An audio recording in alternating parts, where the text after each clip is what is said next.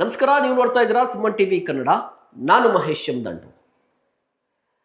ಸಿದ್ದರಾಮಯ್ಯ ರಾಜ್ಯ ರಾಜಕಾರಣದ mass leader, Ahinda champion, ಕಾಂಗ್ರೆಸ್ನಲ್ಲಿ ಎರಡೆರಡು ಬಾರಿ ಮುಖ್ಯಮಂತ್ರಿಯಾದಂತಹ ಹೆಗ್ಗಳಿಕೆ. ಆದರೆ ಸಿದ್ದರಾಮಯ್ಯನವರು ಎರಡನೇ ಅವಧಿಗೆ ಸಿಎಂ ಆಗಿದ್ರು.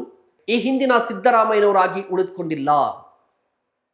ಸಿದ್ದರಾಮಯ್ಯನವರು ಎಂತಹ ಅಸಹಾಯಕ ಸ್ಥಿತಿಗೆ ತಲುಪಿದ್ದಾರೆ ಅಂತ ಹೇಳಿದ್ರೆ, ತಮ್ಮ ಬೆಂಬಲಿಗರನ್ನ ಉಳಿಸಿಕೊಳ್ಳೋಕೆ ಅಥವಾ ತಮ್ಮ ಬೆಂಬಲಿಗರ ಪರವಾಗಿ ನಿಲ್ಲೋಕ್ಕೂ ಕೂಡ ಆಗದಂತಹ ಅಸಹಾಯಕ ಸ್ಥಿತಿಗೆ ತಲುಪಿಬಿಟ್ಟಿದ್ದಾರೆ.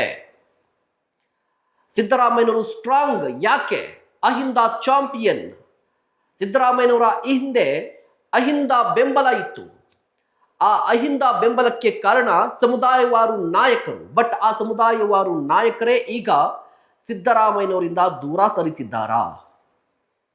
ಅಥವಾ ಆ ಸಮುದಾಯವಾರು ನಾಯಕರನ್ನ ಸಿದ್ದರಾಮಯ್ಯನವರು ಉಳಿಸ್ಕೊಳ್ಳಕ್ಕೆ ಆಗ್ತಾ ಇಲ್ವಾ? ಕಾಂಗ್ರೆಸ್ನಲ್ಲಿ ಏನಾಗ್ತಾ ಇದೆ ಸಿದ್ದರಾಮಯ್ಯನವ್ರಿಗೆ?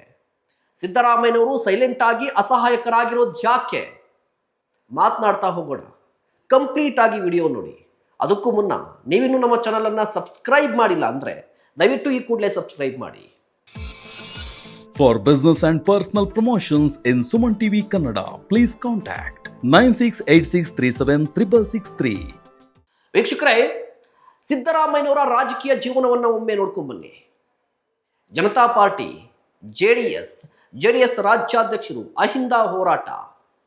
ಸಿದ್ದರಾಮಯ್ಯನವರನ್ನ ಮಾಸ್ ಮಾಡಿದ್ದು, ಜನರ ಜೊತೆ ಸಿದ್ದರಾಮಯ್ಯನವರು ಗುರುತಿಸಿಕೊಂಡಿದ್ದು, ಇಡೀ ರಾಜ್ಯದಾದ್ಯಂತ ಸಿದ್ದರಾಮಯ್ಯನವರ ಜನಪ್ರಿಯತೆ ಹೆಚ್ಚಾಗೋದಕ್ಕೆ ಕಾರಣ ಅಹಿಂದ ಹೋರಾಟ.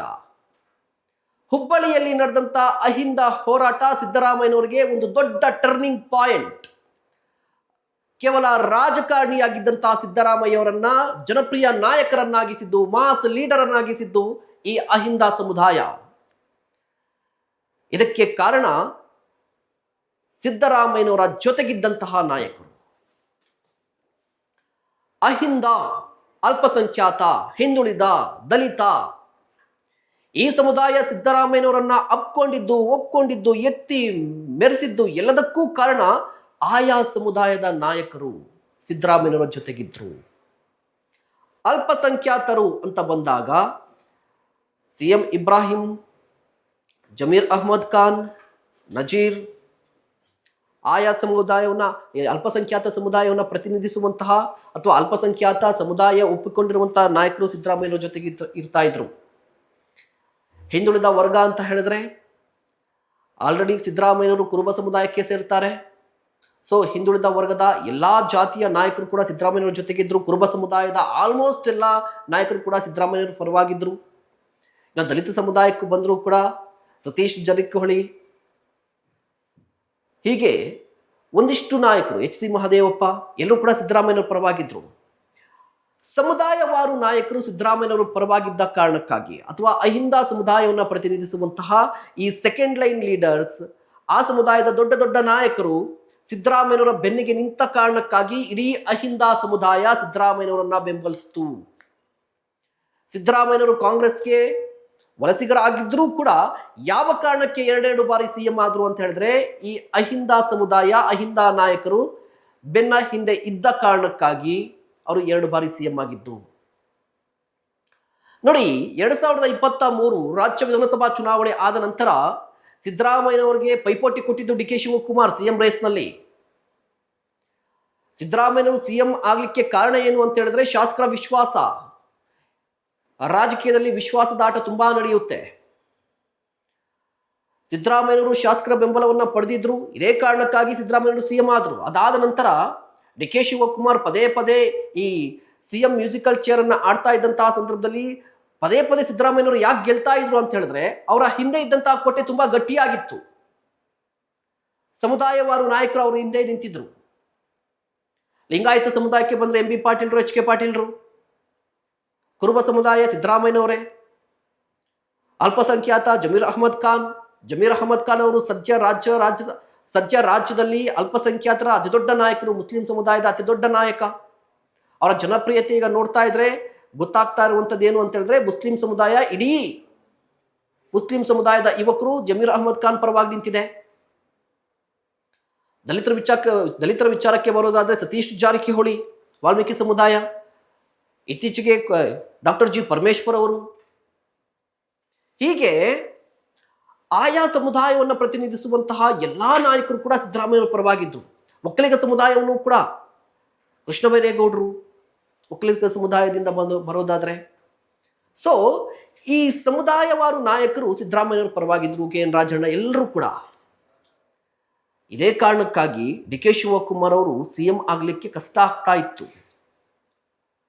ಆದ್ರೆ ಈಗ ಸಿದ್ದರಾಮಯ್ಯನವರು ತಮ್ಮ ಬೆಂಬಲಿಗರನ್ನೇ ಉಳಿಸ್ಕೊಳ್ಳಿಕ್ಕೆ ಸಾಧ್ಯ ಆಗ್ತಾ ಇಲ್ಲ. ಕಾಂಗ್ರೆಸ್ನಲ್ಲಿ ಸಿದ್ದರಾಮಯ್ಯನವರ ಬೆಳವಣಿಗೆಗೆ ದುಡಿದಂತ ನಾಯಕರನ್ನ ಈಗ ಸಿದ್ದರಾಮಯ್ಯನವರು ಉಳಿಸಿಕೊಳ್ಳಿಕ್ಕೆ ಆಗ್ತಾ ಇಲ್ಲ. ಇಷ್ಟು ವರ್ಷಗಳ ಕಾಲ ಸಿದ್ದರಾಮಯ್ಯನವರ ಪರವಾಗಿ ನಿಂತಹ ನಾಯಕರನ್ನ ಕಾಂಗ್ರೆಸ್ನಲ್ಲಿ ಕಡೆಗಣಿಸ್ತಾ ಇದ್ರು. ಅವ್ರ ಮೇಲೆ ಆರೋಪಗಳು ಬಂದ್ರು, ಅವರ ತಲೆದಂಡ ಆಗ್ತಾ ಇದ್ರು ಕೂಡ ಸಿದ್ದರಾಮಯ್ಯನವರು ಸೈಲೆಂಟ್ ಆಗಿದ್ದಾರೆ. ನೋಡಿ, ಕೆ ಎನ್ ರಾಜಣ್ಣ ಸಿದ್ದರಾಮಯ್ಯನವರ ಅತಿ ದೊಡ್ಡ ಬೆಂಬಲಿಗ. ಸಿದ್ದರಾಮಯ್ಯನವರನ್ನ ಪ್ರತಿ ಹಂತದಲ್ಲೂ ಕೂಡ ಬೆಂಬಲಿಸಿಕೊಂಡು ಬಂದಂತಹ ನಾಯಕ ಕೆ ಎನ್ ರಾಜಣ್ಣ. ಅವರ ಸ್ನೇಹ ತುಂಬಾ ಹಳೆಯದು. ಕೆ ಎನ್ ರಾಜಣ್ಣ 5 ವರ್ಷ ಸಿಎಂ ಸಿದ್ದರಾಮಯ್ಯನವರೇ ಅಂತ ಹೇಳಿದವರು ಮೊದಲು. ಬಟ್ ಕೆ ಎನ್ ರಾಜಣ್ಣ ಅವರ ತಲೆದಂಡ ಆದಂತಹ ಸಂದರ್ಭದಲ್ಲಿ, ಸಚಿವ ಸ್ಥಾನ ಹೋದಂತಹ ಸಂದರ್ಭದಲ್ಲಿ ಸಿದ್ದರಾಮಯ್ಯನವರು ಏನ್ ಮಾಡಿದ್ರು? ಉಳಿಸ್ಕೊಳ್ಳಿಕ್ಕಾಗಲೇ ಇಲ್ಲ ಅವ್ರ ಕೈಯಲ್ಲಿ. ಅದಾದ ನಂತರ ಈ RCB ಕಾಲ್ ತುಳಿತ ವಿಚಾರ ಬಂತಲ್ವಾ, ಆ ವಿಚಾರದಲ್ಲೂ ಕೂಡ ತಲೆದಂಟ ಆದಂತ ಅಧಿಕಾರಿಗಳು ಯಾರು, ವ್ಯಕ್ತಿಗಳು ಯಾರು ಅಂದ್ರೆ ಅದೇ ಸಿದ್ದರಾಮಯ್ಯನವರ ಪರವಾಗಿದ್ದಂಥವರು, ಸಿದ್ದರಾಮಯ್ಯ ಆಪ್ತರು. ಅದಾದ ಬಳಿಕ ಇತ್ತೀಚೆಗೆ Davanagere by election, Bagalkote by election, ಈ ದಾವಣಗೆರೆ ಬೈ ಎಲೆಕ್ಷನ್ಗೆ ಸಂಬಂಧಪಟ್ಟಂತೆ ಅಲ್ಪಸಂಖ್ಯಾತ ನಾಯಕರಲ್ಲಿ ನಡೀತಾ ಇರುವಂತಹ ಮುಸ್ಕಿನ ಗುದ್ದಾಟ. ಜಬ್ಬಾರ್ ಅವರು ಏಕಾಏಕಿಯಾಗಿ ರಾಜೀನಾಮೆ ಕೊಟ್ಟಿದ್ದು, ಅವರ ತಲೆದಂಡ ಆಗಿದ್ದು ಮತ್ತದೇ ಸಿದ್ದರಾಮಯ್ಯ ಆಪ್ತ. ನಜೀರ್ ಸಿದ್ದರಾಮಯ್ಯನವರ ಅತಿ ದೊಡ್ಡ ಬೆಂಬಲಿಗ, ಸಿದ್ದರಾಮಯ್ಯನವರ ರಾಜಕೀಯ ಕಾರ್ಯದರ್ಶಿ. ಸಿದ್ದರಾಮಯ್ಯನವರು ಹೋದ ಕಡೆ ಬಂದ್ ಕಡೆ ನಜೀರ್ ಇದ್ದೇ ಇರ್ತಾ ಇದ್ರು. ಅವರ ತಲೆದಂಡ ಆಯಿತು, ಸಿದ್ದರಾಮಯ್ಯನವರು ಸೈಲೆಂಟ್. ಈಗ ಜಮೀರ್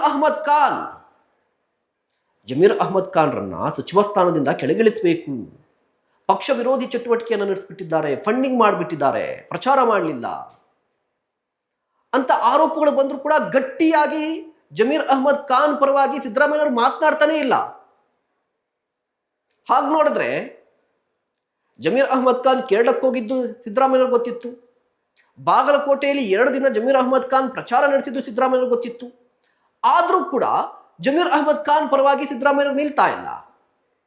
ಸಿದ್ದರಾಮಯ್ಯನವರು ಸ್ವತಃ ಹೇಳಿದ್ದಾರಂತೆ ಜಮೀರ್ ಅಹ್ಮದ್ ಖಾನ್ ಅವ್ರಿಗೆ, ನೋಡಪ್ಪ, ನಾನೇನು ಮಾಡ್ಲಿಕ್ಕಾಗಲ್ಲ, ನೀನ್ ಏನ್ ಮಾಡಿದ್ಯಾ ಅಂತ ಹೇಳ್ಬಿಟ್ಟು ಹೈಕಮಾಂಡ್ ಮುಂದೆ ನೀನೇ ಸಮಜಾಯಿಷಿ ಕೊಟ್ಬಿಡು ಅಂತ. ಅಂದ್ರೆ ನೀನ್ ನೋಡ್ಕೋ ಅನ್ನುವ ರೀತಿಯಲ್ಲಿ, ನಾನೇನು ಮಾಡ್ಲಿಕ್ಕಾಗಲ್ಲ. ಸೊ ಈ ಬೆಳವಣಿಗೆಯನ್ನ ನೋಡ್ತಾ ಇದ್ದಂತಹ ಸಂದರ್ಭದಲ್ಲಿ ಈ ಹಿಂದೆ ಇದ್ದಂತಹ ಸಿದ್ದರಾಮಯ್ಯನವರು ಈಗ ಕಾಣಿಸ್ತಾ ಇಲ್ಲ. ಇದನ್ನ ಆಂಜನೇಯ ಕೂಡ ಹೇಳ್ತಾ ಇದ್ರು, ಈ ಹಿಂದಿನ ಸಿದ್ದರಾಮಣ್ಣ ಅಲ್ಲ, ಈಗ ಸಿದ್ದರಾಮಣ್ಣ ಬದಲಾಗ್ಬಿಟ್ಟಿದ್ದಾರೆ ಅಂತ. ಬಲಿಷ್ಠ ರಾಮಯ್ಯ ಈಗ ಅಸಹಾಯಕ ರಾಮಯ್ಯ ಆಗ್ಬಿಟ್ಟಿದ್ದಾರೆ. ಈ ಹಿಂದೆ ಇದ್ದಂತ ರಾಮಯ್ಯ, ಸಿದ್ದರಾಮಯ್ಯ ಈಗ ಕಾಣಿಸ್ತಾ ಇಲ್ಲ. ಅಡ್ಜಸ್ಟ್ಮೆಂಟ್ ಮಾಡ್ಕೋತಾ ಇದ್ದಾರೆ. ಆ ಗಟ್ಟಿತನ ಈಗ ಕಾಣಿಸ್ತಾ ಇಲ್ಲ ಸಿದ್ದರಾಮಯ್ಯನವರ ಬಾಡಿಯಲ್ಲಿ, ಬಾಡಿ ಲ್ಯಾಂಗ್ವೇಜ್ ಅಲ್ಲಿ ಕಾಣಿಸ್ತಾ ಇಲ್ಲ, ಭಾಷೆಯಲ್ಲೂ ಕಾಣಿಸ್ತಾ ಇಲ್ಲ, ಮೆತ್ತಗಾಗ್ಬಿಟ್ಟಿದ್ದಾರೆ. ಕೆ ಎನ್ ರಾಜಣ್ಣ ಒಂದು ಮಾತು ಹೇಳ್ತಾರೆ, ಸಿದ್ದರಾಮಯ್ಯನವರು ಯಾಕೋ ಗೊತ್ತಿಲ್ಲ ತೀರಾ ಅಸಹಾಯಕರಾಗ್ಬಿಟ್ಟಿದ್ದಾರೆ